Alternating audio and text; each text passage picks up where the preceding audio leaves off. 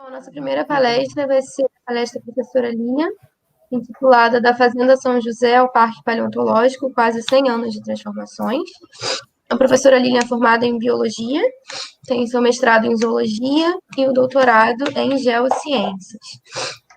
Ela atualmente é professora da UFRJ e minha orientadora, e é um prazer recebê-la aqui no IVP e no Imperge para dar a palestra sobre a Bacia de Itaboraí, que ela tanto ama e todos nós sabemos.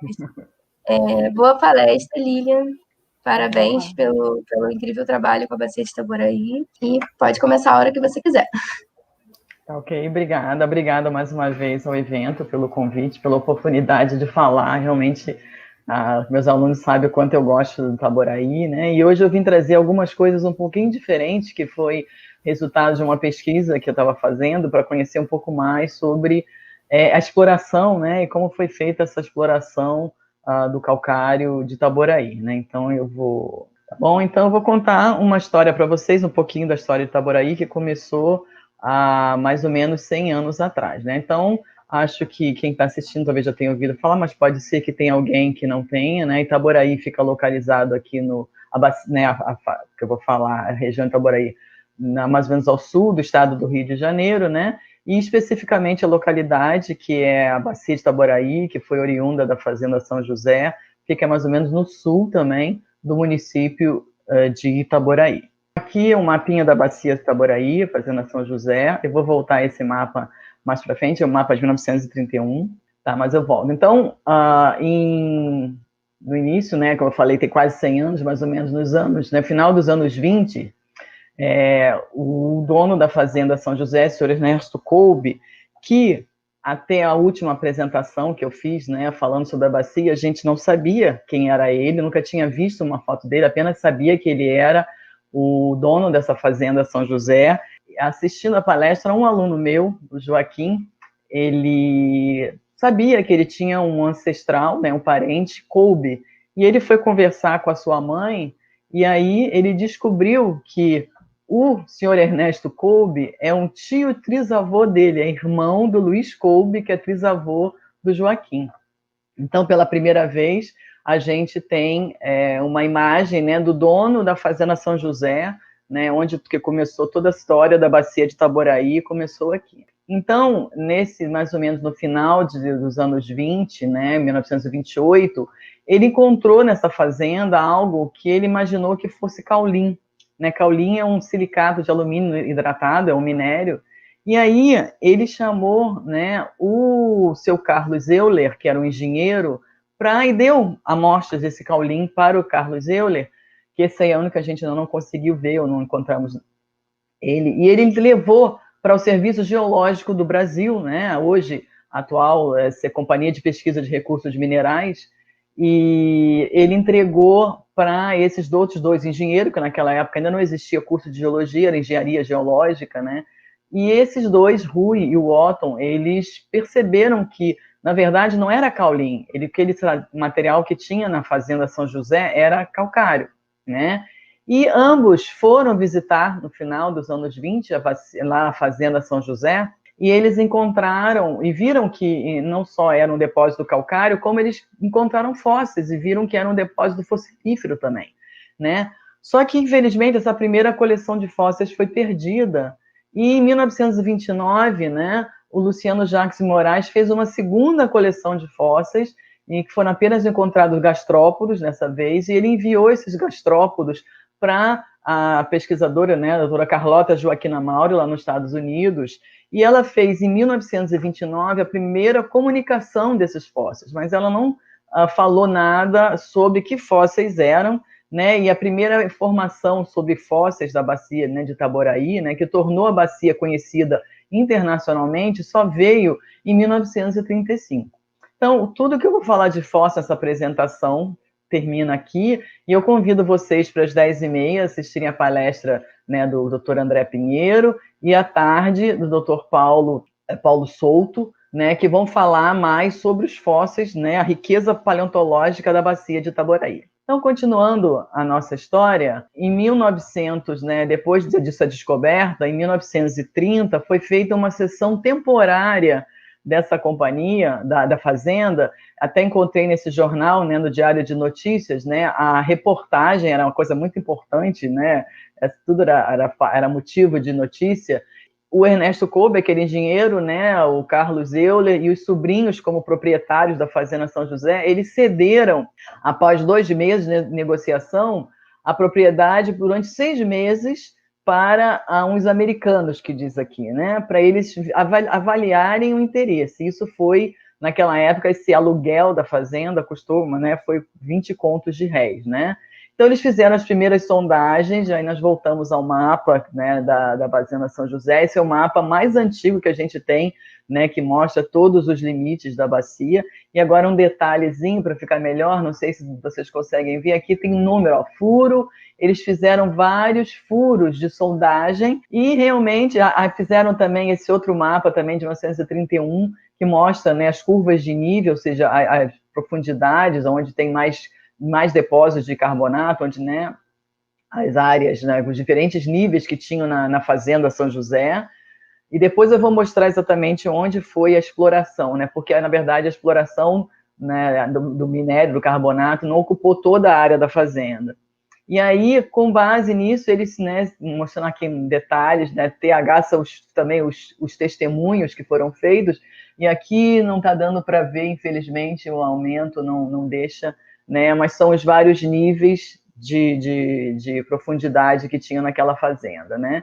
Então, chegar à conclusão de que era calcário, que valia a pena explorar, então a fazenda foi vendida, né, por $100 mil, né. E a estimativa feita naquela época é que existiam 11 milhões de metros cúbicos de calcário para ser explorado. Então, essa fazenda ela foi vendida para a companhia Lone Star, que é uma empresa americana que, na época, muito famosa, né, que fazia a maior parte da exploração de calcário lá nos Estados Unidos, também tinha ativos aqui na América Latina.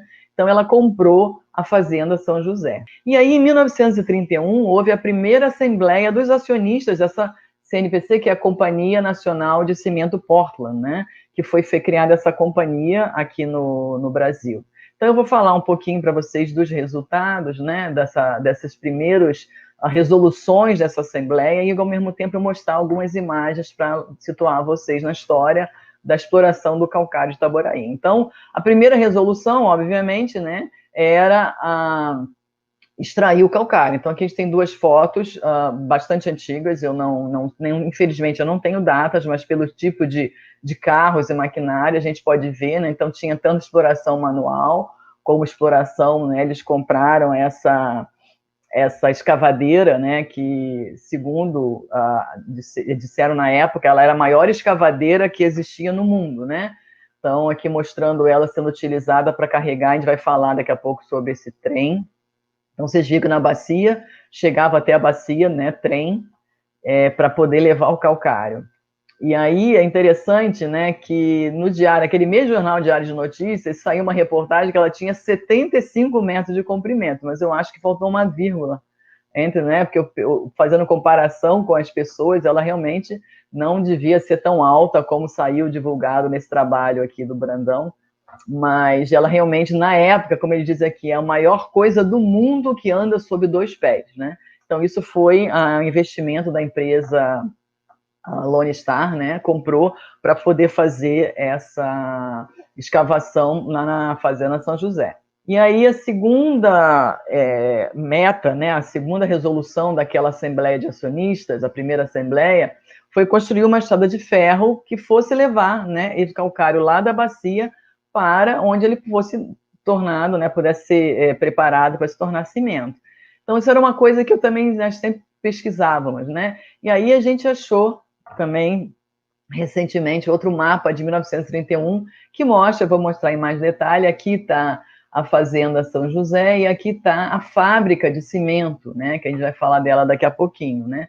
Então, aqui tem um pouquinho de detalhe mostrando, infelizmente, eu tentei fazer uma comparação com o mapa atual, mas eu não consegui, mas só para mostrar aqui, ó, aqui está a Baía de Guanabara, essa região aqui, né, essa fábrica, ela é em Guaxindiba, então, para você ter uma ideia, que mais ou menos essa região, aqui está passando a Manilha, né, a rodovia Mário Covas, então ela tinha uma linha de trem que foi construída para levar o calcário.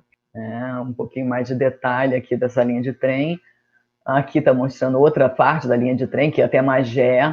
E a terceira resolução foi a construção dessa fábrica, de uma fábrica em Guaxindiba, né, que era dentro de uma fazenda também, com todos os requisitos necessários para preparar o cimento Portland, que é um tipo de cimento muito fino, com argila e com elementos químicos associados que podem fazer com que tenha uma ressecagem mais rápida ou mais lenta. Então, em 1900, então, foi construída essa fábrica, em 1932 ela foi inaugurada, né? Então foi chamada a Companhia Nacional de Cimento Portland, porque é esse tipo de cimento que eles iam fabricar, esse cimento bastante fino. Então aqui algumas imagens já conhecidas de vocês, né? Que é a inauguração, foi uma coisa tão importante, porque era a segunda fábrica, só existia uma fábrica antes, que era em São Paulo, e a inauguração da segunda fábrica com a presença de Getúlio Vargas, né, então presidente do Brasil, apoiando a inauguração dessa fábrica. Então, essa é uma imagem da fábrica, que é a única que a gente tinha, já de 1952, realmente ela não devia ser assim quando foi inaugurada, né? Então a gente vê aqui alguns silos para a armazenagem do calcário, isso aqui é um rio, né? A gente vai falar um pouquinho, daqui a pouquinho, de cada um deles, algumas construções, né, que estão presentes, até bem semelhantes ao que a gente vai ver na bacia de Itaboraí também. Então, vamos mostrar alguns pontos para vocês. E eu sempre procurei essa fábrica, né, eu queria ver se ela existia, e depois de muito procurar, como diz o ditado, né, quem procura acha, né, e depois que eu achei, eu vi que foi uma coisa tão óbvia, né, ela está localizada onde, né, na estrada da fábrica de cimento, então não era difícil de achar, mas eu nunca imaginei que estava com esse nome. Então, aqui está Manilha, né? Ela está isso aqui é um bairro da Guaxindiba, e ela hoje ela está localizada aqui, ela pertence à empresa Vatígica, uma empresa de logística, né? Que, por sinal, foram muito gentis e nos permitiram visitar a fábrica, conhecer. Então, para vocês terem uma ideia de como ela está hoje, né? Eu consegui fazer alguma relação. Então, essa área aqui foi a primeira que me chamou a atenção quando eu vi em foto aérea, né? Quando eu vi as fotos, essa construção, essa daqui. Os silos ainda estão lá, os 6 silos estão presentes. Essa área que eles chamam, não sei porquê, de igreja, lá é o nome deles, né, como eles falam, de igreja, e é essa mesma construção aqui. Dentro dela, ela está bem perfeita, bem restauradinha, não está vazio, não está sendo usado para nada. Aqui uma outra imagem, né? Nós não consegui nenhuma imagem desse ângulo, né? Que a gente vai ver, mas eu vou mostrar um pouco mais.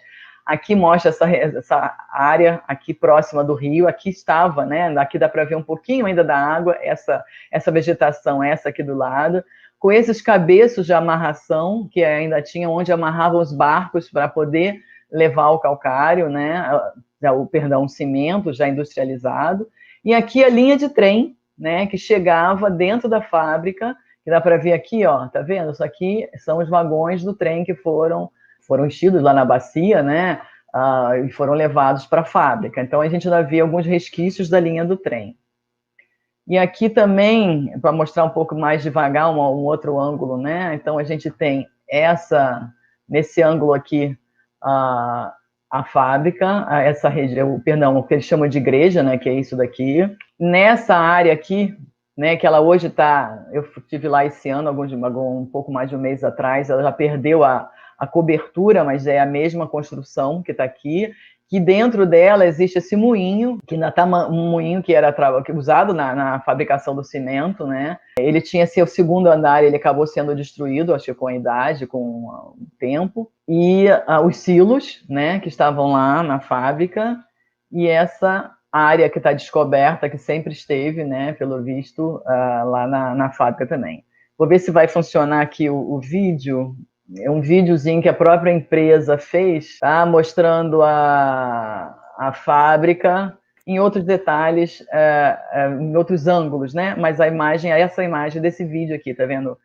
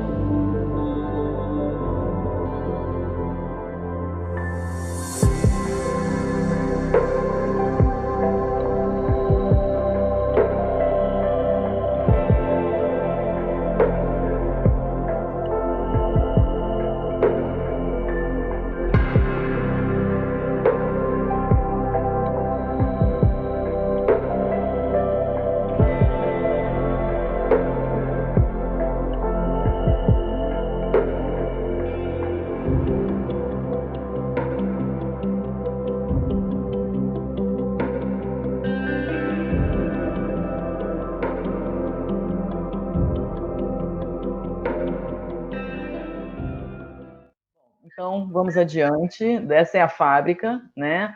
E na Itaboraí, né, quando o cimento foi produzido pela primeira vez em saco. Lá em São Paulo ele era produzido em tonéis, então foi a primeira vez que tornou-se em saco. E ela recebeu o nome Fantasia de Mauá em homenagem ao Visconde de Mauá, que é Irineu Evangelista de Souza, que era um grande industrial brasileiro, né? Foi ele que fez barcos a vapor, né? No Rio Amazonas, foi ele que fez a iluminação pública a gás no Rio de Janeiro, cabo teleférico, então submarino. Ele era um homem industrial, grande industrial, e aí a companhia de cimento, né, a Lone Star, resolveu criar o nome Fantasia Mauá em homenagem a ele. Então, para distribuir, né, dentro da partida, então ele vinha da fazenda para a fábrica, e da fábrica ele tinha que ser distribuído.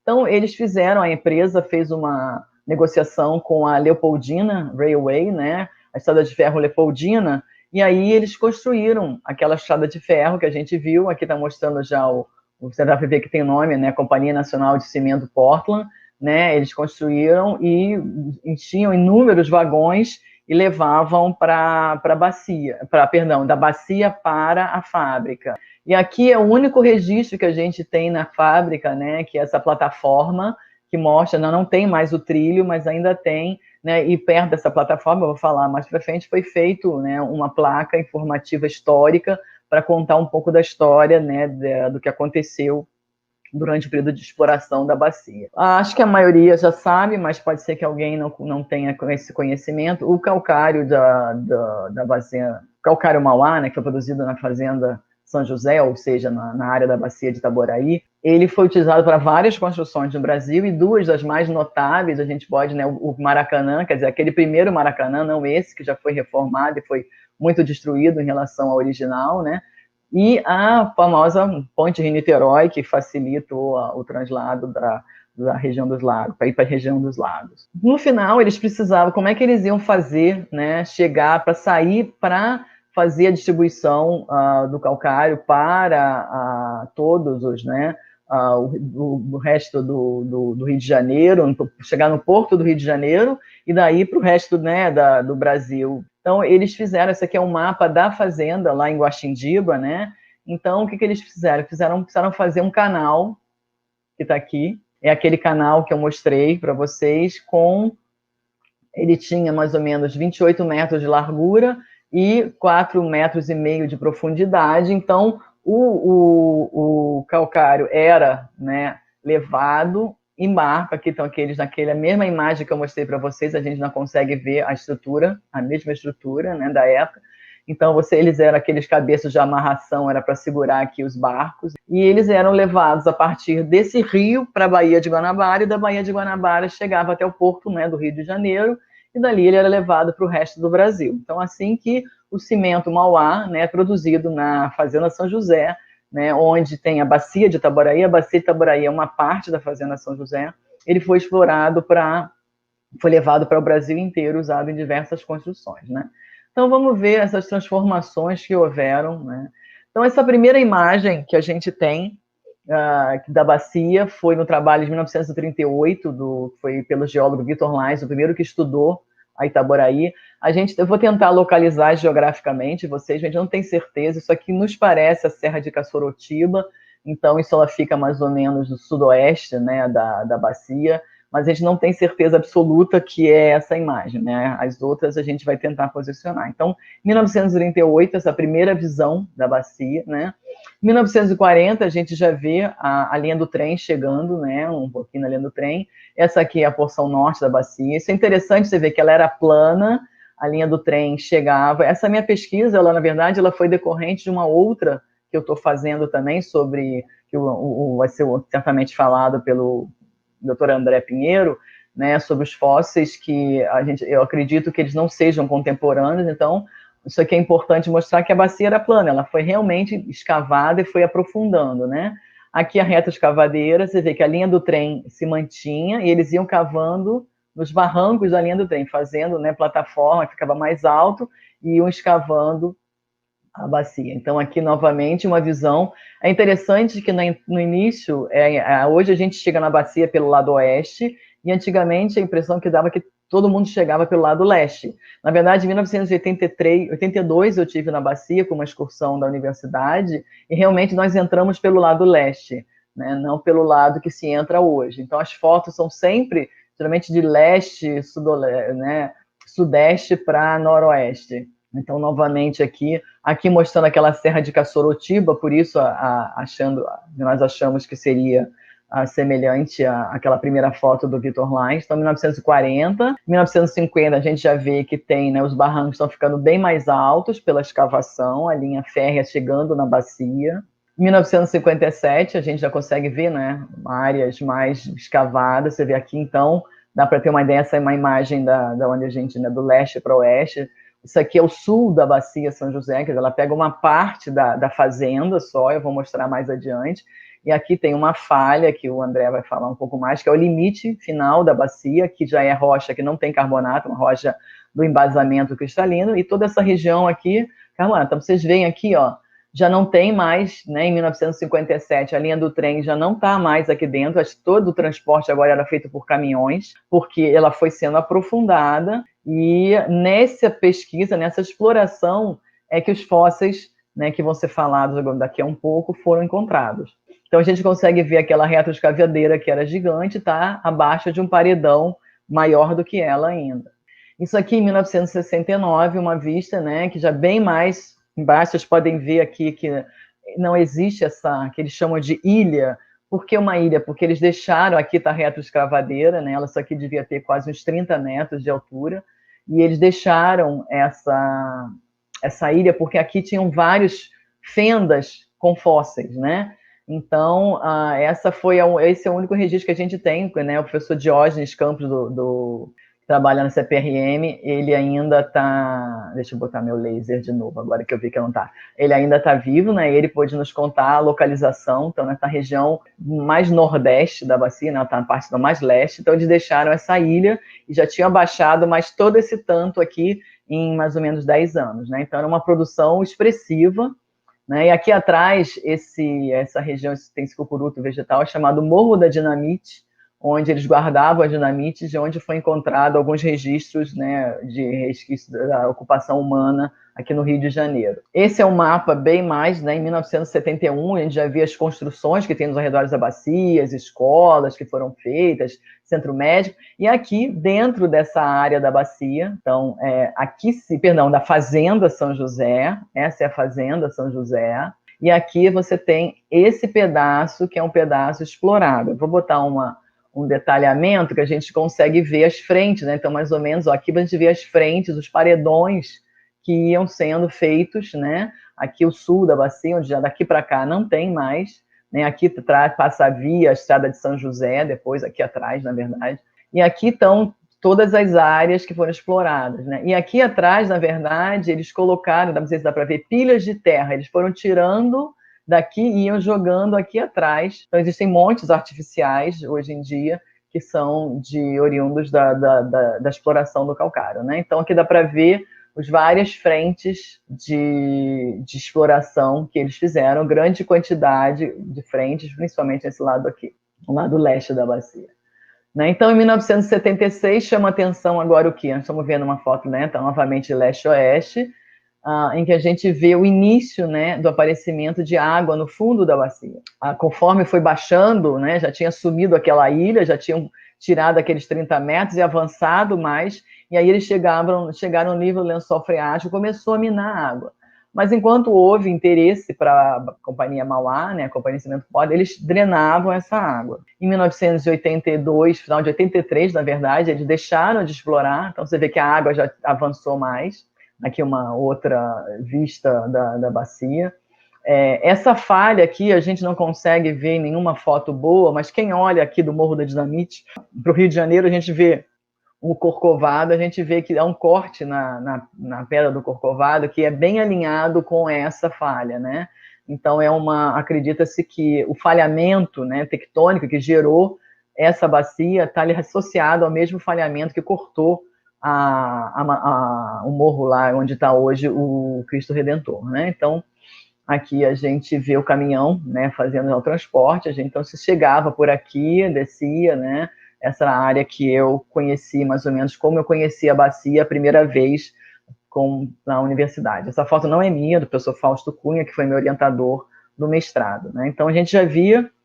E aí, vocês veem, em 82 estava assim ainda a exploração. Quando eles deixaram de explorar em 83, aí a gente vê que o lago, né, foi ficando cada vez maior, né, em 88, e 10 anos depois a gente tinha isso aqui. E em algum momento, eu não sei precisar exatamente quando, né, foi dada a concessão a uma companhia chamada Cooperágua para explorar essa água, né, para distribuir para as pessoas da comunidade. Então, com a exploração, se foi baixando novamente o nível da água, né? Eu vou mostrar uma imagem mais para frente. Então, aqui a gente chegava, essa pedra aqui, onde o professor Vitor Klein, que é um geólogo que estudou bastante a bacia, a geologia da bacia, está sentado, a gente vai ver que nesse local hoje você até vê essa pedra, mas sob um outro aspecto, um outro ângulo.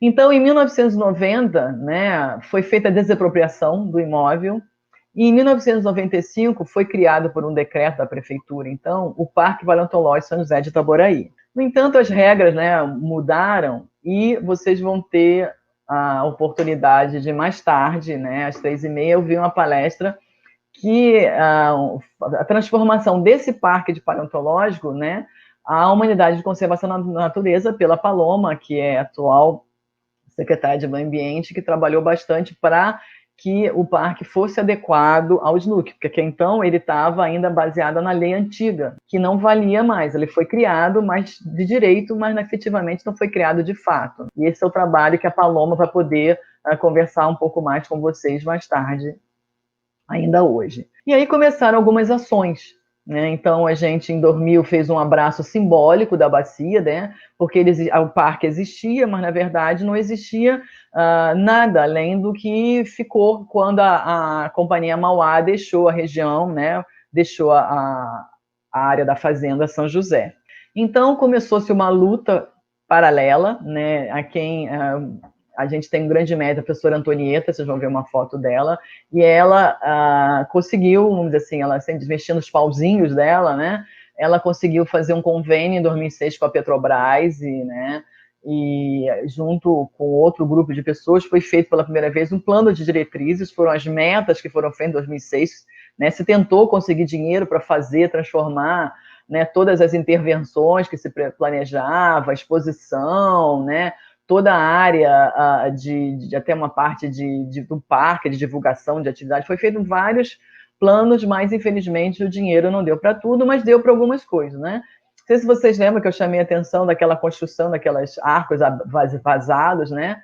Aqui também tinha, então isso aqui, né, mostrando o resquício do Galpão 1, como ele estava antes, né, quando ficou, e como ficou o Galpão 1 em 2007, após o apoio da Petrobras, que deu esse dinheiro, né, graças ao trabalho da professora Antonieta, a intervenção, e foi feito também o cercamento, né, vocês conseguem ver aqui, do que era o limite atual do parque, porque houveram muitas construções nesse período de 83 até, né, apesar de ter sido desapropriada, as prefeituras anteriores não tomaram o parque para si realmente, e houveram muitas pessoas que construíram casas. Então, para manter essas pessoas nas áreas, foi feita uma nova marca, né, delimitação do parque. Eu acho que a Paloma vai poder falar melhor sobre isso mais tarde.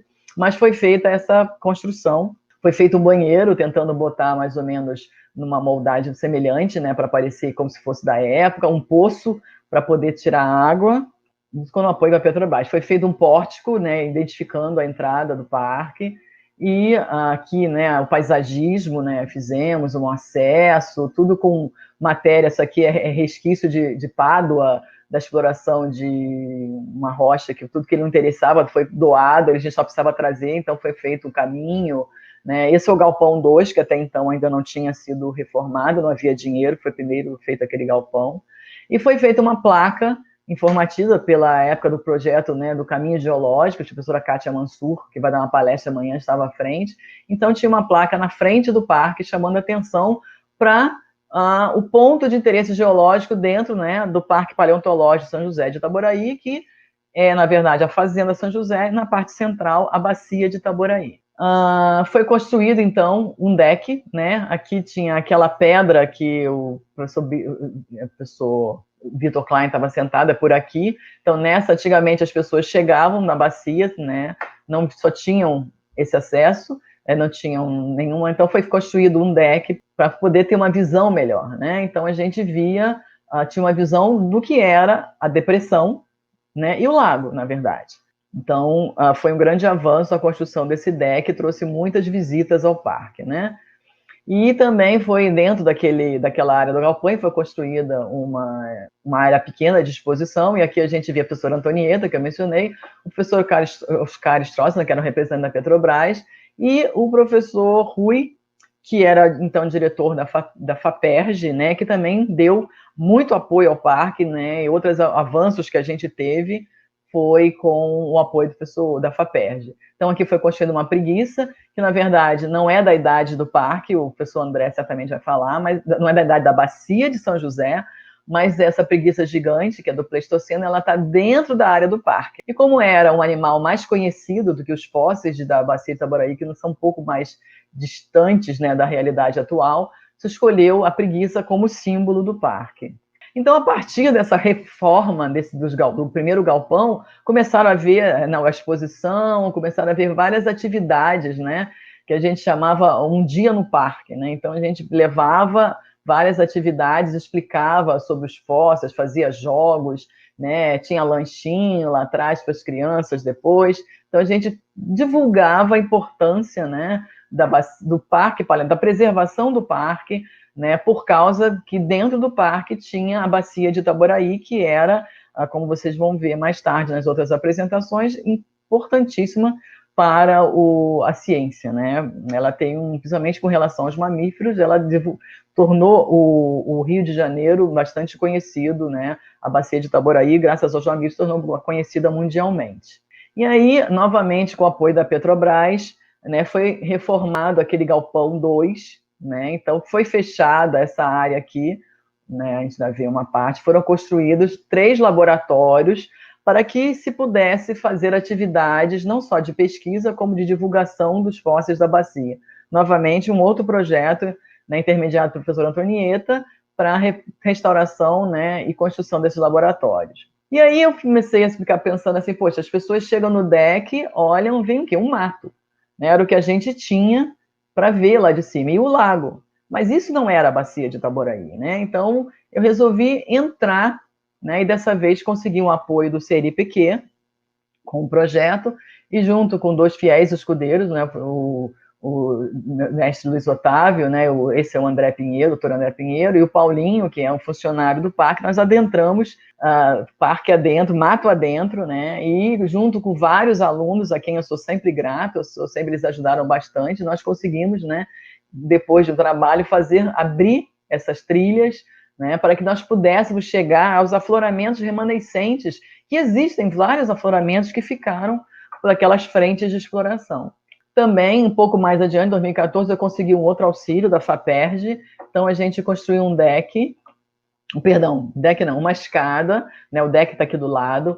Essa escada aqui, essa era chamada Trilha do Pescador, que as pessoas desciam para poder chegar até a beirada do lago, né, porque ele foi sendo explorado, a água foi baixando, então cada vez eles tinham que chegar mais embaixo para poder pescar, porque foi posto peixe também lá dentro, né? Então as pessoas desciam para pescar e era muito ruim o acesso, muito íngreme. Então, com o apoio da FAPERJ, a gente construiu uma escada para chegar lá embaixo, né? E construiu um segundo deck, que aqui tem um belo paredão, uma bela exposição rochosa, onde é possível se conhecer bem sobre a geologia da bacia. Um deck você vê bastante rústico, né? Foi também construído uma sala de vídeo, né? Uma televisão 3D, né, a primeira, né, nessa parede nós colocamos algumas imagens históricas para quem fosse assistir, poder ver um pouco das imagens, aqui para escurecer também algumas, né, e aqui novamente o professor Rui apoiando, a Irma, que já teve mais cedo aqui, o professor Renato, que sempre apoia com a geologia, né, então nós passamos, era o primeiro, vamos dizer assim, o primeiro cinema 3D de Itaboraí, né, começou a funcionar lá nessa época. Foram construídas placas elaboradas, né, e colocadas placas aqui, aquela próxima da linha do trem, né, da plataforma, mostrando, né, um pouco da história, uma placa geológica mostrando o vulcanismo Ancaramita, a professora Kátia Mansur, que vai dar uma palestra amanhã, né, na trilha que foi aberta, né, você vê uma coisa bastante rústica, que está precisando ainda de mais, de melhorias, e aos poucos a gente foi fazendo, né, o placa, óbvio, não podia faltar, a placa dos fósseis, perto de um afloramento muito bonito, com fósseis, né, de gastrópodos, né, então foram feitas várias melhorias, né, mas infelizmente o dinheiro, né, a gente fez as melhorias e precisava do apoio, né, que nem sempre houve da forma como a gente gostaria. Foi feito realmente uma investida pela prefeitura atual para regularizar a situação do parque, e esperamos muito que a próxima gestão, né, possa investir novamente para que tudo volte a funcionar como antes, né? Aquela pedra que eu comentei que o professor Vitor Klein está aqui, né? Hoje o primeiro deck está aqui. Então, era isso que eu tinha para mostrar para vocês. Aqui vocês veem, né, o parque, a gente estava fazendo divulgação dele.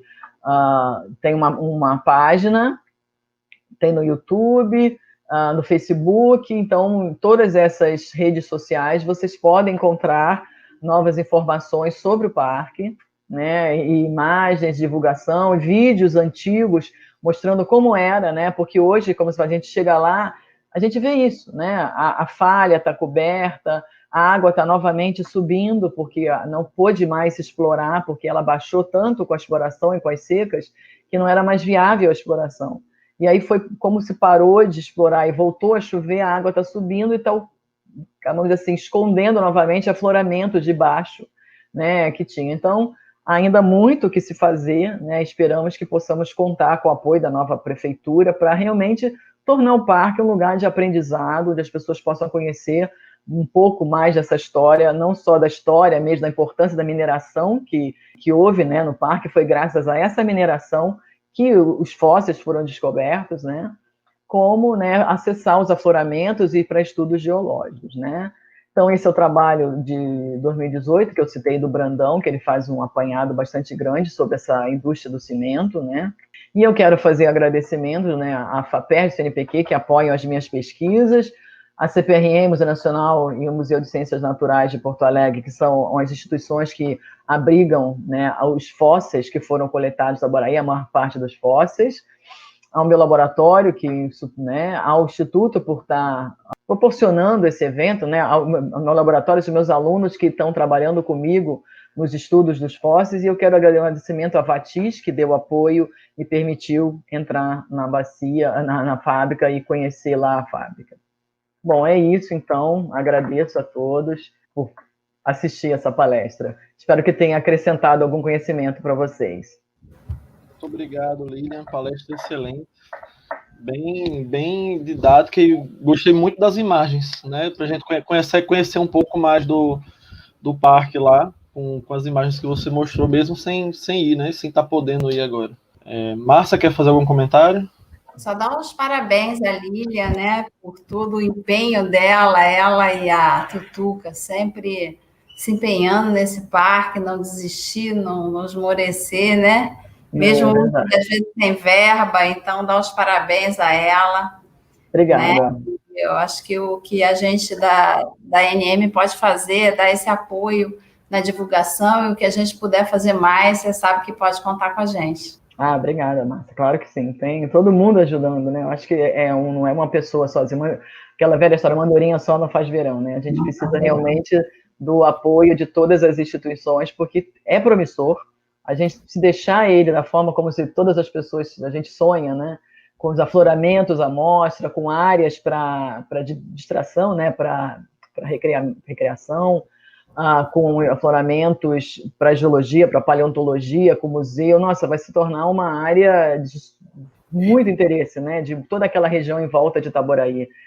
Vamos ver, gente. Toda mudança de prefeitura, né? É uma expectativa de o que vai acontecer, né? Então, vamos esperar que se possa dar continuidade ao trabalho que a prefeitura foi feita, que o parque realmente, essa unidade de conservação, seja realmente uma área onde se possa visitar e aproveitar todo o conhecimento que ele pode ofertar, né?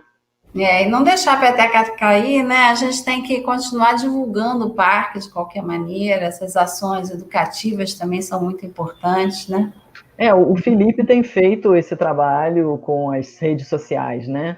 Então ele Exato. tem colocado, ele coloca sempre divulgação e agora a gente vai colocar uma aluna de extensão também para ajudar, contando um pouco mais de histórias sobre o parque, né? Uma divulgação para manter ele vivo, né? Porque quem não é visto não é lembrado, né? Essa é a verdade. Então a gente precisa manter ele vivo para as pessoas valorizarem, porque senão vai pensar o quê? Que é um monte de mato que ninguém está ligando para nada e eu estou precisando, então eu vou entrar e vou ocupar, né? E não pode, não é? Ele tem realmente uma função importante ainda educativa.